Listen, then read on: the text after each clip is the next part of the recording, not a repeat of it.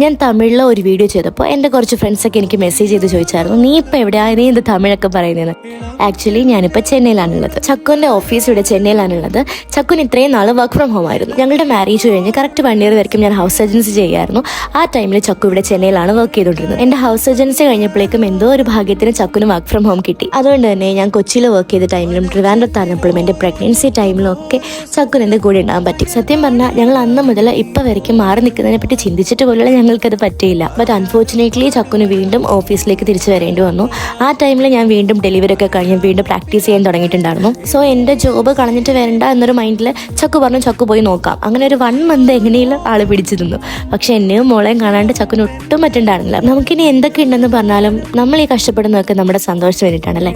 ചക്കു കൂടിയുള്ളപ്പോഴാണ് ഞാൻ എൻ്റെ ലൈഫിൽ ഏറ്റവും ഹാപ്പി. അതുകൊണ്ട് ഞാൻ എൻ്റെ ജോബ് ക്വിറ്റ് ചെയ്ത് ഞാനും മോളും ചക്കും കൂടെ ഇവിടെ ചെന്നൈയിലേക്ക് ഷിഫ്റ്റ് ചെയ്തു. ഇവിടെ ചെന്നൈയിലെ വിശേഷങ്ങളൊക്കെ ഞാനൊരു സീരീസ് പോലെ ഇങ്ങനെ ചെയ്യാമെന്ന് വിചാരിക്കാം. അപ്പോൾ ഇഷ്ടപ്പെട്ടാൽ പേജ് ഒന്ന് ഫോളോ ആക്കി കൂടെ കുടിക്കും.